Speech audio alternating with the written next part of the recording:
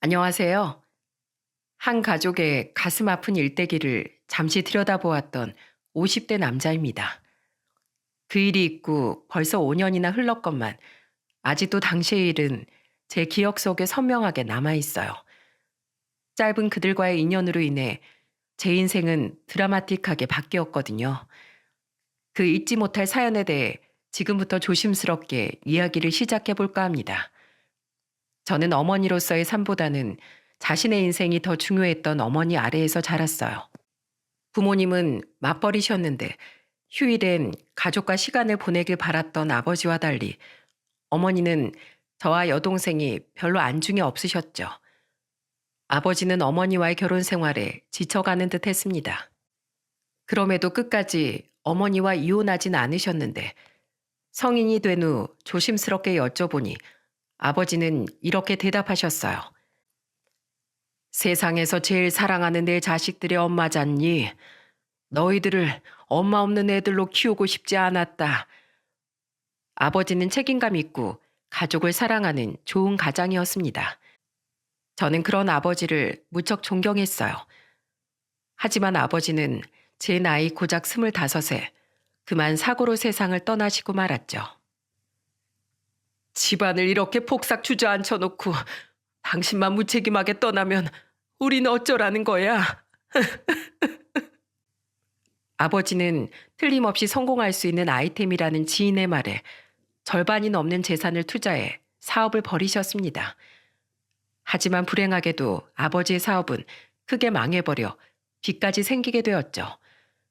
빚을 갚느라 재산 대부분을 잃은 우리 가족은 살던 집까지 팔고 작은 집으로 이사를 가게 되었어요. 그리고 이사를 한 지 한 달도 되지 않아 술에 취해 집에 들어오던 아버지는 그만 트럭에 치여 그 자리에서 숨을 거두시고 만 겁니다.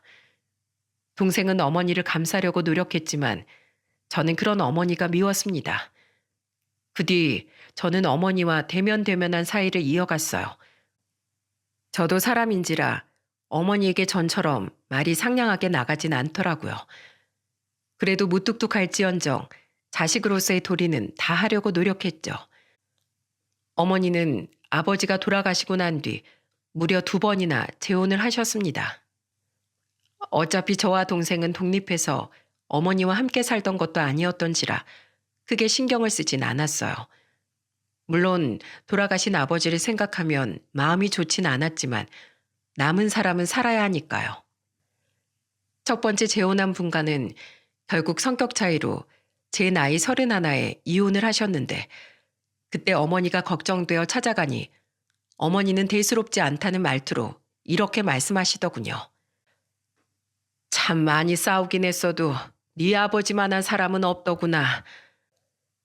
그걸 이제 아셨냐는 말이 목구멍까지 튀어 올라왔지만 저는 애써 말을 삼켰습니다. 그리고 33이던 제가 결혼했을 때 같은 해 겨울에 어머니는 또다시 재혼을 하셨죠. 아내와 사별하고 외아들을 먼저 하늘로 보냈다는 분가 말입니다. 이미 살림을 합치고서 몇 달 뒤에야 저와 이미 결혼했던 동생에게 통보를 한 거라 반대하고 자시고 할 것도 없었어요. 그만큼 어머니는 제 멋대로인 분이셨습니다. 한편 아내는 저와 비슷하게 집안 형편이 어려웠습니다.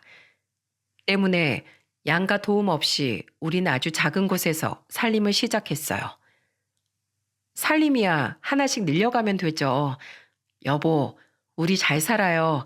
우린 잘 살 수 있어요. 아내는 착한 사람이었어요. 처가댁 식구들 모두 좋은 분들이라 콩가루 같은 저희 집안 사정을 전혀 개의치 않고 저를 받아주셨죠.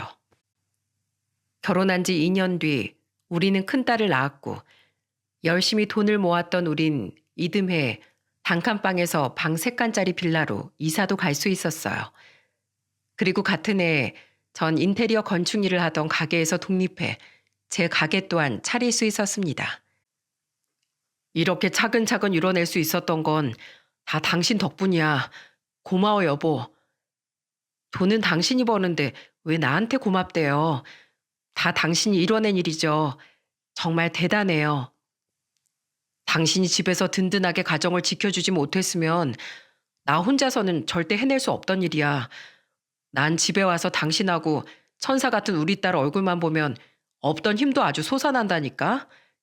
이제 당신 뱃속에 있는 우리 둘째만 잘 태어나주면 난 더 이상 바랄 게 없어. 그런데 웬걸? 아내는 임신 7주 차에 뱃속에 있는 아이가 하나가 아니라 둘이라는 진단을 받았습니다. 뱃속의 아이가 바로 쌍둥이였던 거예요. 그리고 다음에 아내는 아주 건강한 일란성 남자 쌍둥이를 출산했죠. 두 배로 행복했지만 살림이 빠듯하다 보니 저는 아내와 상의 끝에 피임 수술하기로 결정했어요. 그런데 여러분, 인생이라는 게 정말 언제 어떤 일이 일어날지 아무도 모르는 놀라운 거더라고요. 뭐? 말도 안 돼. 여보, 다른 산부인과도 가봤어? 네, 저도 믿기지 않아서 무려 2군데나 더 가봤어요. 나 임신이 맞대요. 어쩌죠? 임신인 줄도 모르고 저 일하는 식당 사람들이랑 술도 2번이나 마셨는데. 놀랍게도 아내는 쌍둥이가 4살일 때 자연 임신을 했습니다. 월경이 2달이나 미뤄졌지만 아내는 임신이라고는 생각도 하지 못해 그저 몸 컨디션이 좋지 않구나 정도로만 생각했었다는군요. 하도 기가 막혀서 저를 수술한 병원에 가보니 간혹 저처럼 수술한 부분이 자연 복원되는 경우가 있다고 하더라고요. 2천에서 4천 명 중 1명꼴로 나타나는 드문 경우라는데 그게 바로 저라더군요. 정말 기절할 뻔했습니다. 여보, 나 아이 낳고 싶어요. 남들은 생기지 않아서 고민이라는 소중한 생명을 포기할 순 없잖아요. 임신인 줄도 모르고 먹은 그 정도 술은 괜찮다고 병원에서도 그러더라고요. 부담이 되긴 했지만 우린 결국 새 생명을 선택했죠. 그런데 의외의 잡음은 다른 곳에서 들려오더군요. 뭐? 임신? 장현이 너 바보니? 수술도 받았다면서 그런 희미한 확률의 일이 하필 너한테 일어났다는 게 말이나 돼? 얘 어머마, 네가 말해봐라. 너 바람났지? 아니에요, 어머님. 저 정말 억울해요. 어머니, 하루 종일 일하고 애들만 보는 사람이 그럴 시간이 어디 있다고 그래요? 전 이 사람 믿어요. 의사도 인정한 일을 엄마가 왜 의심하는 거예요? 괜히 임신한 사람 마음 힘들게 만들지 마세요. 이 요망한 여우가 어떻게 내 아들을 이렇게 철석같이 올렸지? 너 엄마 말 들어. 쟤랑 갈라서 애들은 엄마가 봐줄 테니까. 다 널 위해서 하는 말인 걸 왜 몰라? 누가 누굴 봐줘요? 저랑 동생 어릴 때도 자식 일은 나 몰라라 하던 분이 손주들을 봐주신다고요? 말도 안 되는 말 하지도 마세요. 그리고 절 위한 말이라고요? 어머니가 언제부터 제 일에 신경을 쓰셨다고 그래요? 누가 뭐래도 저한테 가장 소중한 사람은 제 아내예요. 어머니랑 달리 가족밖에 모르는 제 아내에 대해 함부로 말씀하지 마세요. 네, 참 기가 막혀서. 예, 너 좋은 말 할 때 네 입으로 실토하고 알아서 그 집 나가라. 어? 내가 정말 쫓아가서 푸닥거리라도 해야겠냐? 어머니, 저 그동안 어떻게든 어머니 이해해보려고 노력했는데 더는 안 되겠네요. 그거 아세요? 40년 동안 어머니와의 기억보다 고작 8년 된 이 사람과의 추억이 제겐 훨씬 차고 넘친다는 거요. 그만큼 소중한 제 아내를 그렇게 모욕하신다면 저 더는 어머니 못 봅니다. 아니, 안 볼 거예요. 착한 아내는 어머니께 그러지 말라며 저를 설득하려고 들더군요. 하지만 그동안 속으로만 꾹꾹 눌러 담아왔던 어머니에 대한 화가 폭발한 저는 이후 아내와 동생이 어머니께 전화라도 한 통 하라는 말을 할 때마다 제 두 귀를 콱 틀어막았죠. 결국 동생도 저를 설득하길 포기하더군요. 그렇게 저는 가끔 동생과만 연락을 주고받으며 어머니와의 연락을 끊었습니다. 어머니는 가끔 제게 연락을 하셨지만 그마저도 1년이 채 되지 않아 끊겼죠. 마지막으로 어머니는 제게 마음이 풀리면 연락 부탁한다라는 문자를 남겼지만 저는 답장을 하지 않았습니다. 저에게는 그렇게 온전히 아내와 아이들만 남게 되었어요. 아내는 다음에 딸을 출산했습니다. 저는 아내에 대한 믿음 하나로 유전자 검사를 하지 않았어요. 그리고 그럴 필요도 없었던 게 막내딸은 딸임에도 불구하고 제 어릴 적 사진과 아주 판박이었거든요. 딸은 자라면서 더더욱 제 얼굴을 쏙 빼닮아갔죠. 그런데 문제는 우리 막내딸이 또래보다 발달이 현저하게 늦어졌다는 겁니다. 저희 딸은 3살이 되도록 말을 트지도 못하고 걷지도 못했어요. 병원에 데려갔더니 지적장애가 의심되지만 섣불리 판단하긴 이르다고 하더군요. 하지만 결국 4살 때 저희 막내는 지적장애 판정을 받고 말았습니다. 혹시 내가 임신 초기에 술을 마셔서 그래서 우리 애가 이렇게 아픈 거 아닐까요? 다 내 탓이에요, 여보. 그게 왜 당신 탓이야? 산부인과에서도 괜찮다고 했었잖아. 자책하지 마, 여보. 그리고 초등학생 때까진 발달 가능성이 아직 많다잖아. 포기하지 말자, 우리. 아내는 장애 판정 이전에도 이후에도 막내를 데리고 계속해서 아동 발달센터를 찾아다녔습니다. 그런 아내의 정성 덕분인지 막내는 조금씩 말문도 트이고 스스로 용변 문제를 해결하기도 했죠. 하지만 여전히 막내는 또래보다 발달이 더뎠고 초등학생인 아이들과 아픈 막내에게 붙어 있어야 했던 아내는 외벌이인 제게 늘 미안해했어요.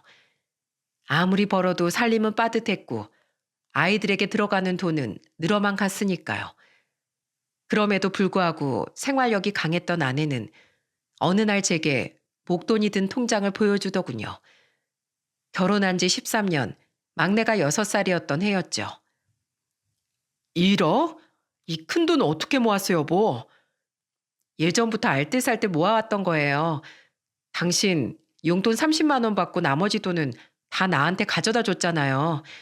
막내 태어나기 전부터 모으던 거라 제가 맞벌이했던 돈도 고스란히 다 들어가 있어요. 여보, 지금 집 전세금하고 이 돈 합쳐서 우리가 이 서울 땅에 장만할 집이 하나쯤은 있겠죠? 집주인이 이번 재계약할 때 전세금 올려달라고 했다면서요. 우리 이참에 낡은 집이라도 마음 편히 살 수 있는 우리 집 하나 장만해요. 아내는 통장을 제 손에 쥐어주며 미소 지었습니다. 아내의 손을 내려다보니 해지다 못해 실밥이 다 풀어져 너덜거리는 아내의 옷소매가 눈에 들어오더군요. 저는 아내에게 너무 미안하고 고마워 결국 울음이 터지고 말았죠. 고생했어, 여보. 정말 고마워. 그리고 미안해. 이렇게 착한 당신을 내가 고생만 시켜서. 아니에요. 오히려 내가 당신한테 미안하고 고맙죠. 우리 조금만 힘내요, 여보. 분명 우리 가족한테도 좋은 날이 올 거예요. 그렇게 저는 다음 날부터 집을 알아보러 다니기 시작했습니다. 집값이 저렴한 동네들 위주로 부동산을 돌아다녔죠.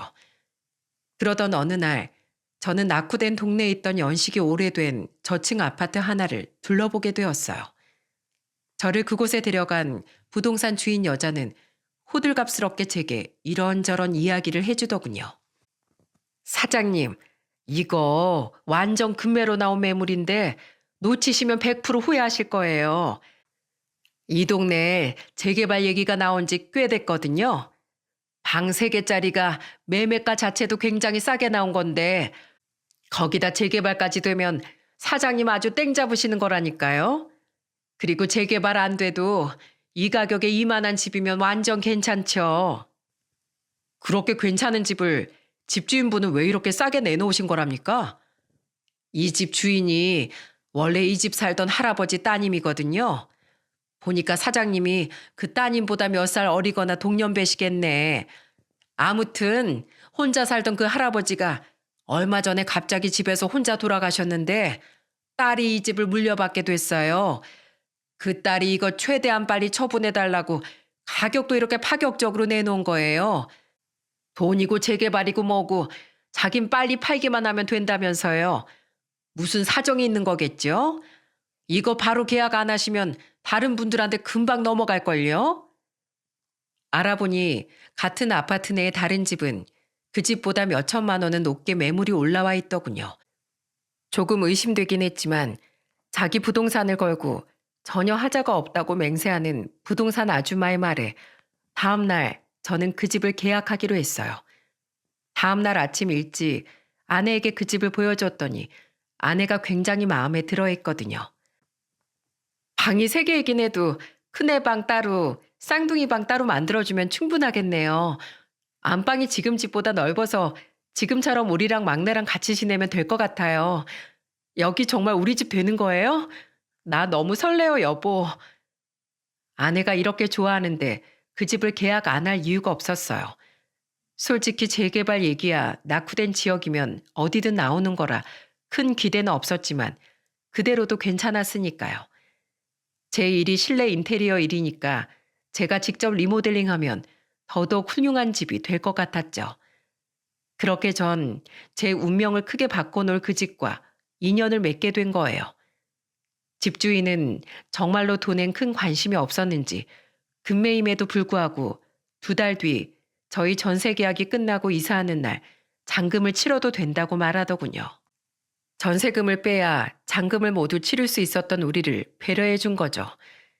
심지어 그 전에 미리 그 집에서 리모델링 공사도 진행해도 상관없다고 말했어요.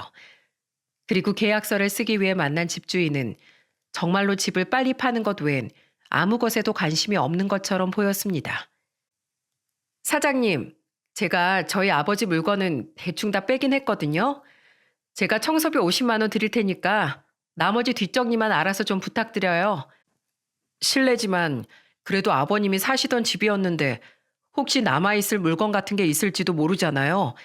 직접 청소 안 하셔도 괜찮으시겠어요? 뭔가 나오면 그냥 다 버려주세요. 어차피 리모델링 공사 하실 거라면서요. 그럼 사실 크게 청소도 필요 없는 거 아닌가요? 그럼에도 불구하고 제가 50만 원이나 드리는 거니까 부탁 좀 드릴게요. 분명 부모 자식 간에 무슨 사정이 있는 것 같았는데 사실 어머니와 연락을 끊은 제가 무슨 할 말이 있었겠습니까? 그저 다른 집에도 각자만의 사정이 있는 거라 생각하고 저는 집주인에게 계약금을 먼저 보내주었죠. 한 달 뒤 저는 리모델링을 시작하려 그 집으로 향했습니다. 벽지와 싱크대 등 먼저 철거를 진행하려고 말이죠. 그런데 싱크대를 드러내는 과정에서 저는 웬 커다란 비닐봉투 하나를 발견했어요. 그 큰 꾸러미는 싱크대 및 아주 깊숙한 구석에 처박혀 있더군요. 집주인이 나오는 물건은 전부 버려달라고 말했지만 그래도 뭔지 확인은 해봐야 버리든 말든 할 게 아닙니까? 저는 철거를 멈추고 꽁꽁 묶여있던 비닐봉지를 풀기 시작했어요. 이게 뭐야? 봉지 안에 놀랍게도 지폐 다발이 한 무더기가 들어있더라고요. 대부분은 5만 원짜리 묶음들이었죠. 놀란 마음에 세어보니 무려 그 돈은 2억 7천만 원에 달하는 거금이었습니다. 대체 왜 이런 낡은 집에, 그것도 이미 팔린 집에 이런 큰 돈이 왜 있는지 제 머리론 이해할 수가 없더라고요. 그런데 돈을 전부 꺼내보니 바닥에 반으로 접힌 웬 종이 하나가 깔려 있었습니다.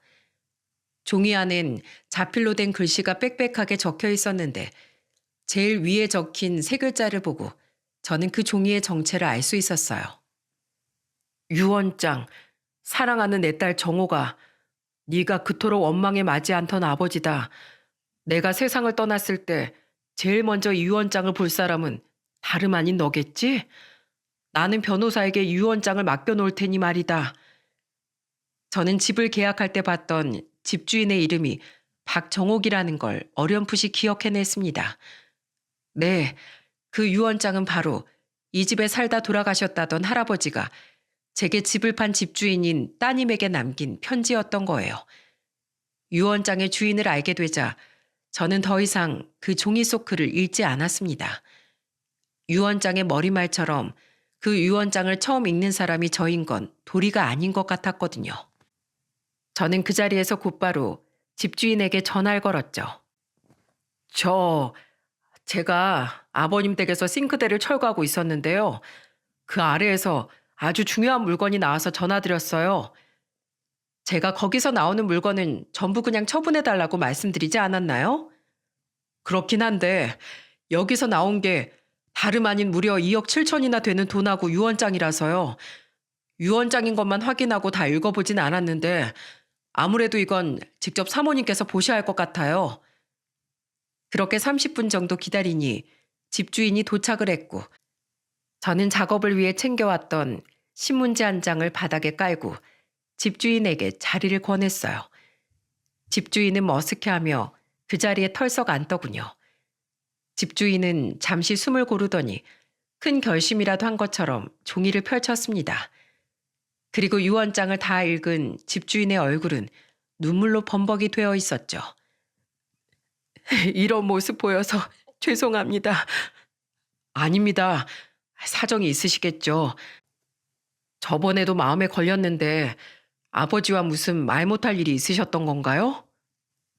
아, 그게 불편하시면 말씀 안 하셔도 됩니다. 사실 저도 저희 어머니와 관계가 좋지 않아서 남일처럼 안 느껴졌던 것 같아요. 전 저희 어머니랑 연락을 끊었거든요. 이래저래 저도 사정이 있어서요.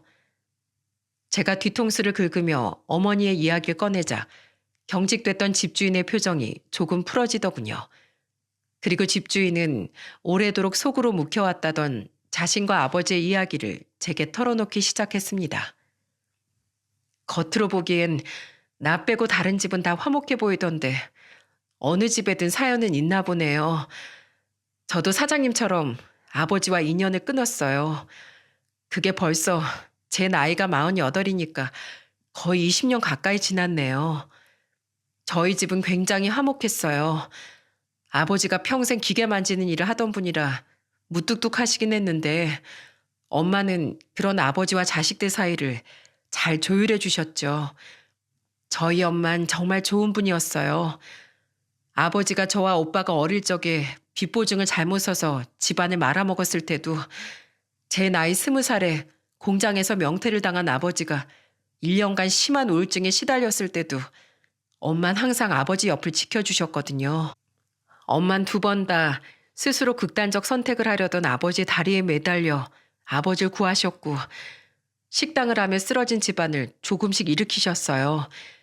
심지어 제가 10살 때까진 치매 걸린 저희 할머니를 모시기도 했고요. 물론 아버지도 평생 가족을 위해 고생하셨지만 저희 집안이 유지됐던 데는 차라리 저는 엄마 몫이었다고 생각해요. 정말 훌륭한 어머니셨네요. 남이 보기에도 그렇죠? 그렇게 엄마 덕에 행복할 수 있었던 저희 집이었는데 오빠가 24살 때 여행을 갔다가 산에서 추락을 한 후론 모든 게 달라지고 말았죠. 실종 신고를 한 뒤 이틀 만에 구조된 오빠는 이미 의식이 없었어요. 오빠는 그렇게 내리 3년을 식물인간 상태로 누워 있었고요. 식당을 접고 오빠를 간병하던 엄마는 매일을 하늘이 무너진 것처럼 우셨어요.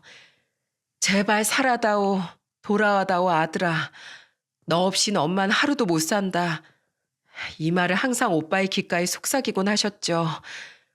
당시 대학생이던 저와 철물점을 하고 계셨던 아버지 역시 번갈아가며 오빠를 돌봤지만 엄마의 지극정성엔 한참 역부족이었죠. 그러다 오빠를 간병한 지 2년이 지났을 때 엄마가 췌장암 판정을 받으셨어요.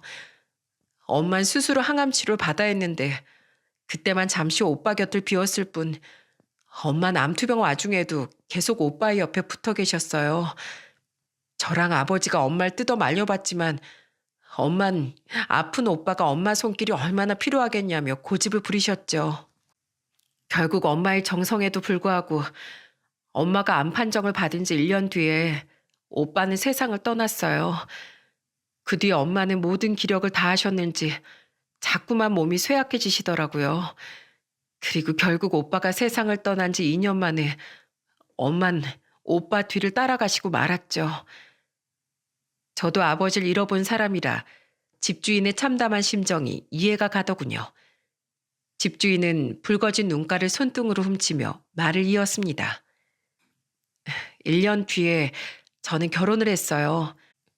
엄마가 돌아가실 당시 제 옆에서 힘이 되어 주었던 지금의 남편과 말이에요. 그래도 저는 엄마와의 추억을 곱씹으려고 아버지 혼자 사시던 친정에 자주 갔었는데 제가 결혼해서 첫애를 베고 있을 때 아버지가 충격적인 소리를 하시더라고요. 지인을 통해서 만난 어떤 아줌마랑 재혼을 하신다는 얘기를 말이죠. 재혼, 물론 할 수 있죠. 근데 그때 저희 엄마가 돌아가신 지 채 2년이 안 된 시기였거든요. 아버지에게 엄마가 얼마나 헌신했는지 알면서 암에 걸려서까지 가족만 생각하던 엄마의 자리를 어떻게 그 짧은 시간 안에 다른 사람한테 내줄 수 있단 말이에요. 저는 울며 불며 반대했어요. 5년도 아니고 어떻게 2년 만에 다른 사람을 엄마 자리에 떡하니 앉히냐면서 말이에요. 하지만 아버진 제게 오히려 이러시더라고요. 너는 지금 남편도 있고 뱃속에 아이도 있지 않느냐.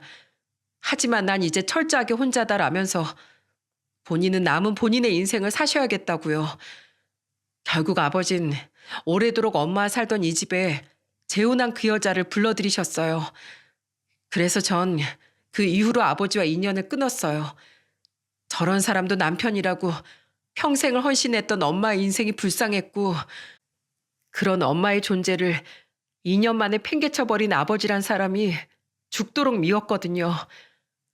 그럼 그 이후엔 한 번도 아버지를 뵌 적이 없는 건가요? 네, 물론 연락은 왔었어요. 재혼한 지 9년 만에 아버지가 저에게 전화를 하셨더군요. 너무 놀라긴 했는데 무슨 일인가 싶어 전화를 받았더니 글쎄 뭐라는 줄 아세요? 이혼하셨대요. 이유를 물어도 그냥 살면서 안 맞았으니 갈라선 거라면서요. 그러면서 잘 지냈냐고 묻는데 너무 뻔뻔해서 기가 차더라고요. 그래서 울분에 차 쌀쌀맞게 말하곤 전화를 확 끊어버렸죠. 고작 그 정도 여자한테 엄마 자리를 넘겨줬던 거냐고. 대체 부부라는 게 아버지한테 뭐였는지 아버지의 그 가벼운 마음에 실망해서 더는 말도 안 나온다고요. 아버진 그런 저한테 태어난 아이가 건강하게 자라곤 있는지 물어보시더라고요. 그래서 알려드리고 싶지 않다고 했어요. 그동안 딸도 버리고 새 여자를 그 집으로 불러들인 후론 연락 한 통 없었으면서 이제 와서 혼자 남으니까 가족인 척 제게 의지하려 하냐고. 전 이미 아버지 없다고 생각한 지 오래라고 말했죠. 그 뒤론 아버지가 전화라도 받지 않았어요. 그랬더니 어쩌다 한 번씩 제게 문자를 보내시더라고요. 집주인은 휴대폰을 열어 제게 문자 몇 통을 보여주었습니다. 날짜를 보니 제일 오래된 문자는 5년이나 전의 날짜에 받은 거더라고요. 정호가 날이 춥구나. 옷 따뜻하게 입고 다니거라. 정호가 잘 지내고 있니? 명절이라 그냥 유일하게 남은 가족인 네 생각이 났다. 정호가 요즘 자꾸 몸이 아프다 보니 네 생각이 많이 나는구나. 나도 몸도 마음도 많이 늙은 게지. 나이가 70 중반이나 됐으니 말이야. 보고 싶다 우리 딸. 마지막 문자는 고작 2달 전 날짜가 찍혀 있더군요. 제가 휴대폰을 다시 건네주니 집주인은 스게 웃었습니다. 아버지가 이혼했다고 말한 지 10년 동안 전 아버지 문자에 대답하지 않았어요.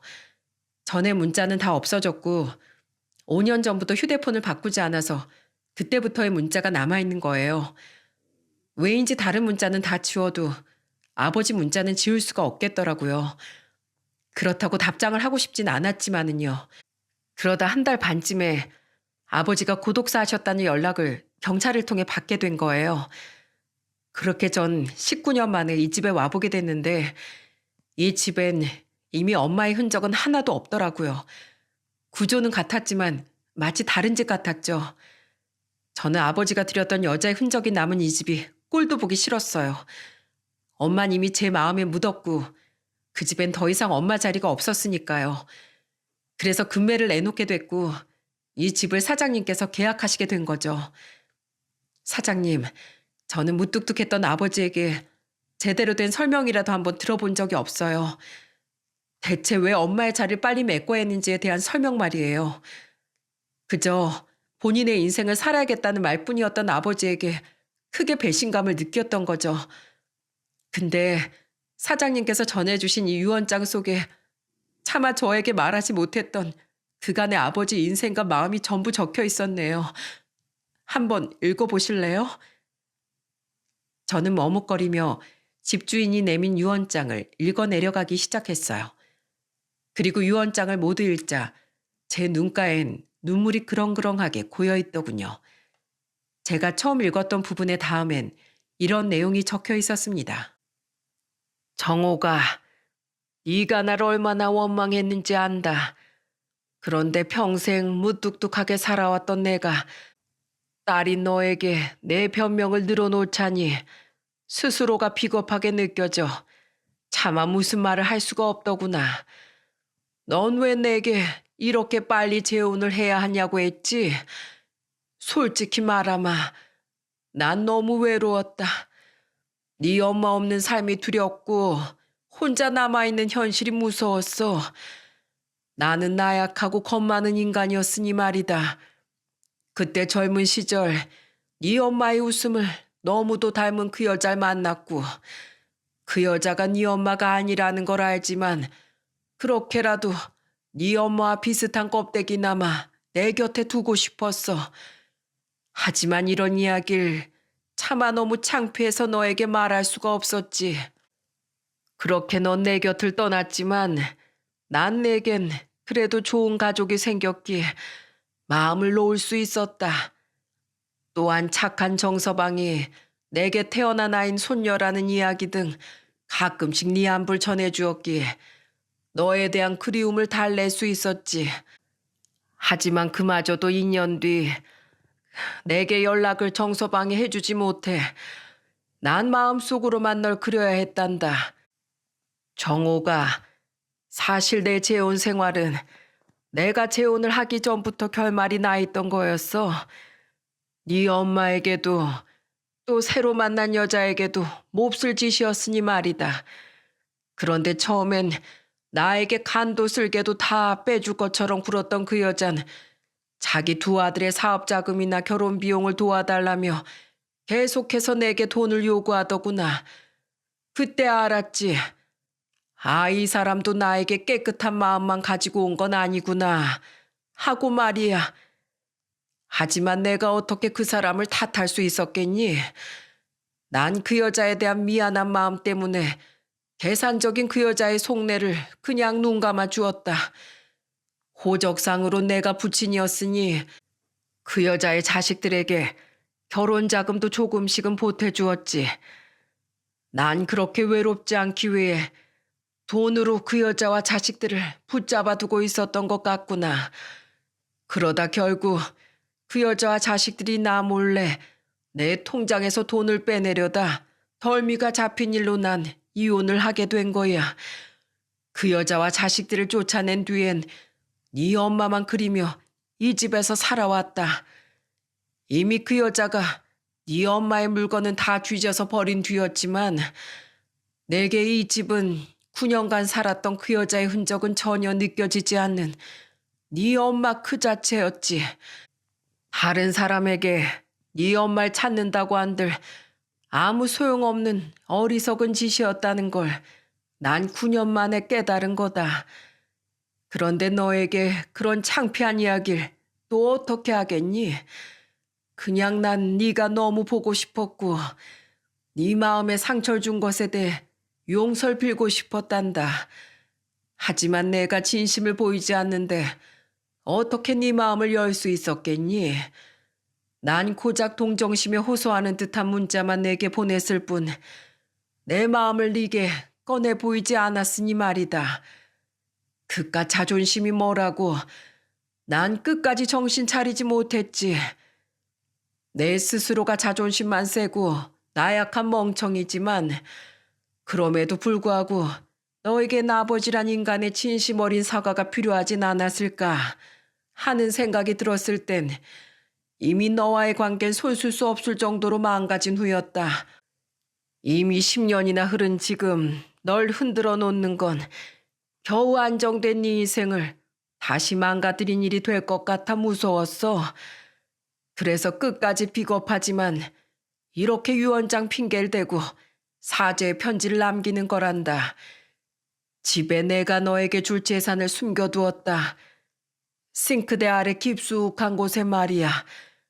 이건 1년 전까지 철물점을 운영하며 내가 모아둔 전 재산이야. 나와 이혼한 후에도 지겹도록 돈을 뜯어내고자 찾아왔던 그 여자 자식들에게 혹시 모를 불상사를 대비해서 지키기 위해 찾아놓은 거다. 내 미안함을 그 돈에 담아 남긴다. 부디 너는 이 어리석은 아비처럼 살지 말고 부모 자식 간에 자존심 세우지 말고 행복하게 살아가렴. 미안하다 종호가. 정말 미안하고 사랑한다. 하늘에 가서 네 엄마에게 용서를 빌고 있으마. 읽어보니 집주인의 부친은 유언장을 변호사에게 전하기 전에 급하게 세상을 떠난 모양이더라고요. 사랑하는 아내를 둔 입장으로서, 한 집안의 가장으로서 그 편지를 읽는 내내 자꾸만 울컥함이 밀려왔어요. 감히 말하자면 솔직히 부친께서 잘하셨다고는 말씀 못 드리겠네요. 하지만 가장이자 남자된 입장으로 약한 수를 내뱉기 부끄러워하고 아내를 잃고 힘들어했을 마음만은 조금은 이해가 됩니다. 건방지게 들리셨다면 죄송해요. 아니에요. 전 여전히 아버지가 원망스럽지만 그래도 마지막에라도 아버지의 진심을 이렇게 알 수 있어서 다행이었네요. 아버지 말씀처럼 저는 아버지의 진심을 듣고 싶었던 것 같아요. 그리고 뒤늦게라도 엄마에게 저에게 미안은 했는지, 대체 엄마와 저는 아버지에게 어떤 존재였는지 확인받고 싶었죠. 아버지가 엄마의 부재를 아무렇지도 않아 하는 것 같아. 그리고 자신의 인생을 위해 저를 아무렇지도 않게 놓아버리는 것 같아. 그게 너무도 상처가 되고 원망스러웠던 거니까요. 감사해요, 사장님. 사장님이 아니었으면 전 평생 이유도 모른 채 아버지를 원망만 하다 늙어갔을 거예요. 그리고 그건 언제까지나 제 마음의 병으로 남아 있었겠죠. 사장님, 이 은혜는 꼭 갚고 싶어요. 분실금을 찾아주면 10%를 돌려드리는 게 통례라던데 제가 이 돈에서 3천만 원을 사장님께 드리고 싶습니다. 집주인의 말을 듣고 깜짝 놀랐어요. 저는 지폐 용지를 꺼내려 드는 집주인의 손을 다급히 제지한 채 말했습니다.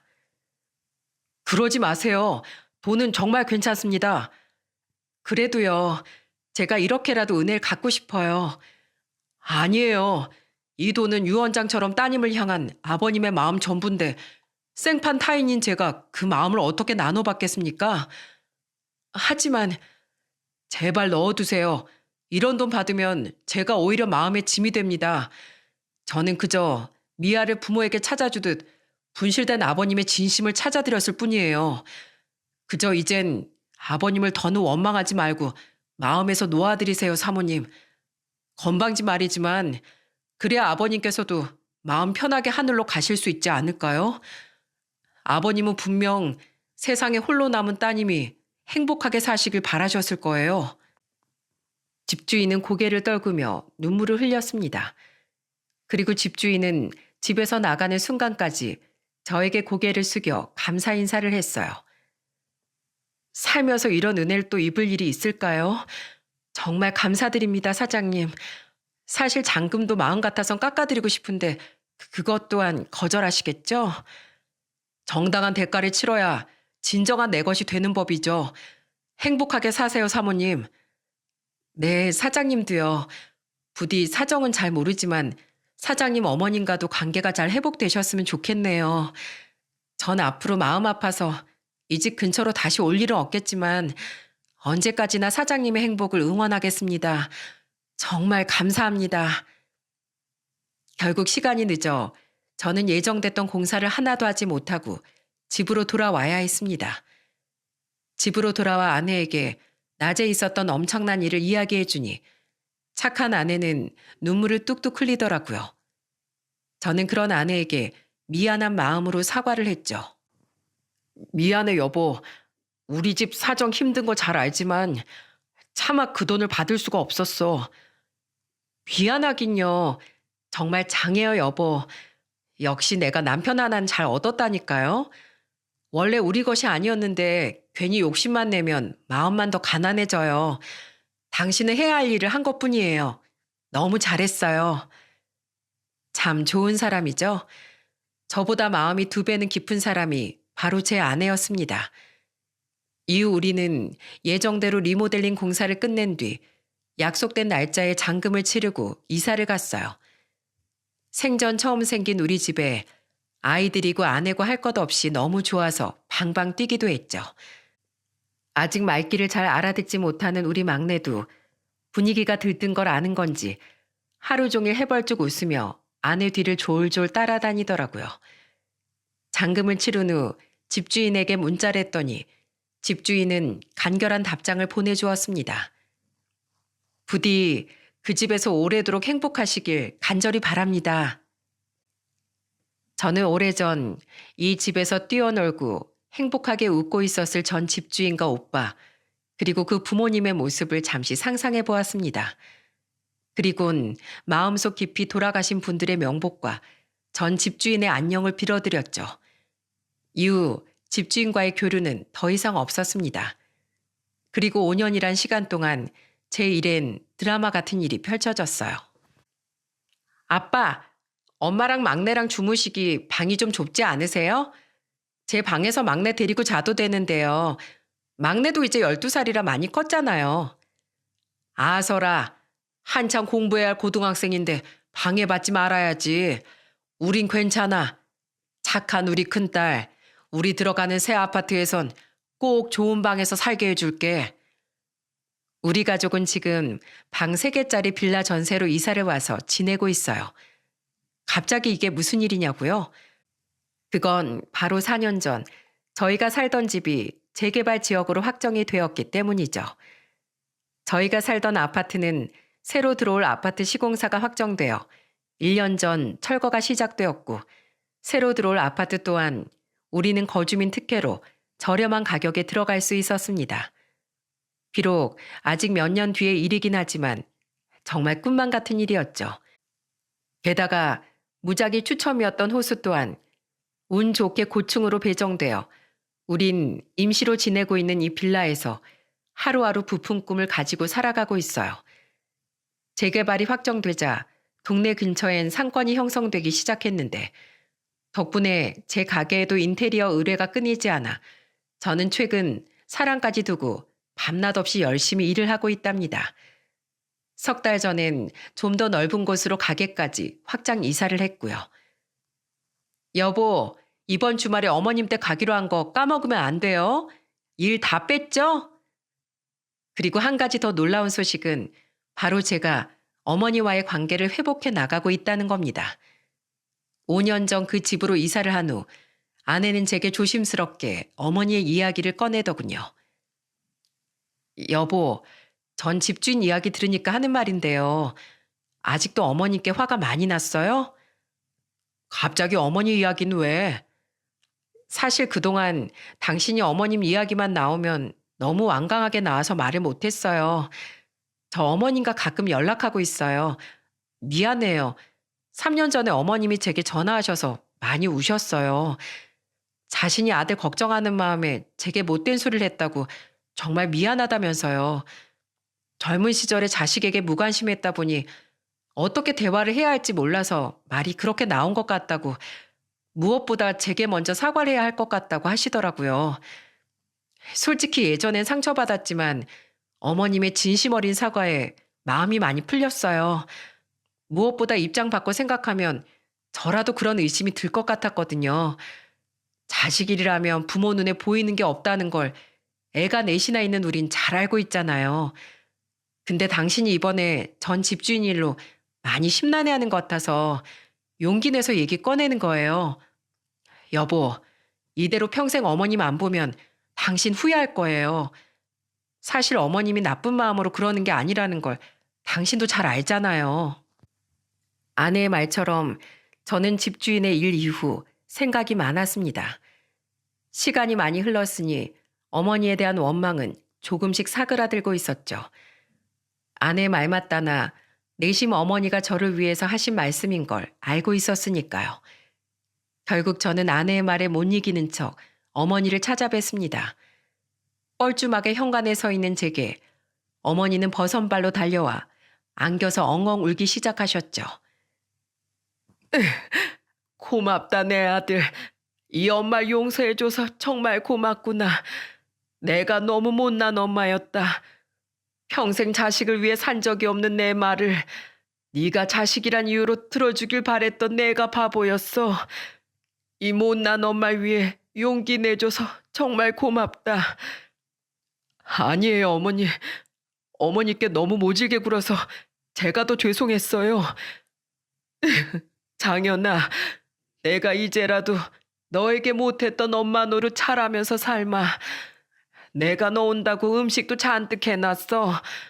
앞으로 그동안 못해줬던 밥이나마 너에게 꼬박꼬박 챙겨주고 싶다. 어머니는 저를 꼭 닮은 우리 막내를 보고 또 한 번 오열하시더군요. 제 여동생 또한 드디어 화해를 한 저와 어머니를 보고 감격한 나머지 울음을 터뜨렸습니다. 이후 어머니는 5년 동안 당신의 말씀처럼 정말로 매달 한 번씩 우리 가족 모두를 불러 밥을 차려주세요.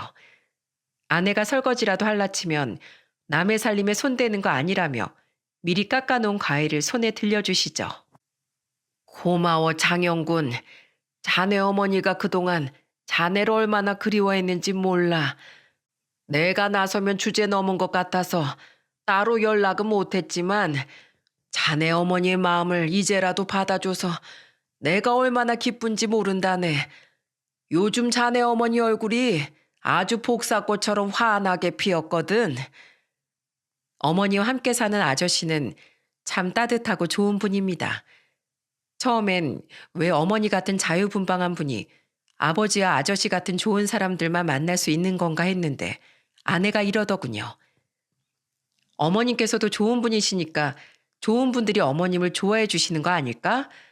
난 우리 어머님 참 좋아. 소녀 같으시잖아. 사람의 긍정적인 면만 봐주는 아내가 참 예뻐 보였어요.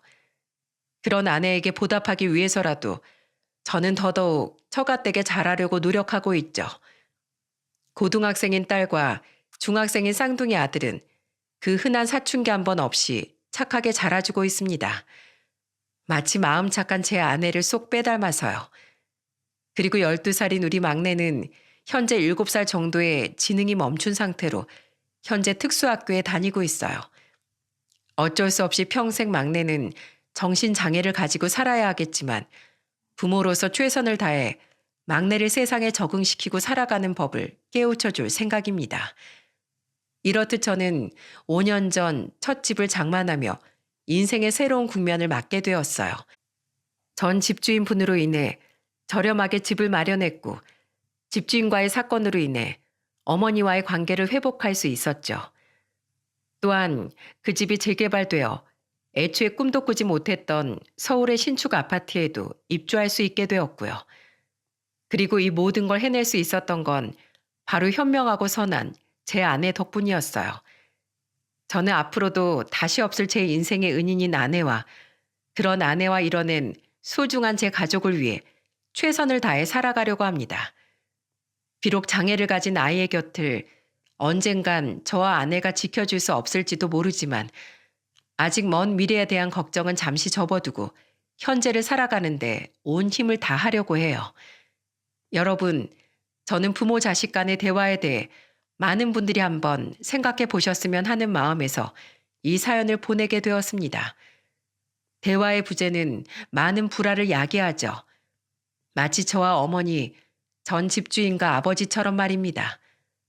물론 언제까지고 오해를 풀 수 있는 시간이 주어지면 좋겠지만 세월은 그 누구도 기다려주지 않지 않겠습니까? 그러니 가족 간의 대화의 부재를 느끼신다면 한 번쯤은 용기를 내어 진심을 내비쳐 보시는 게 어떨까요? 또 모르죠. 그 한 번의 대화로 만리장성 같던 오해의 벽이 스르르 허물어져 내릴지도요. 제게 찾아온 것처럼 많은 분들의 가정에 행복과 평화가 찾아들길 바라겠습니다. 제 사연을 들어주셔서 감사합니다. 모두 행복한 연말 보내세요.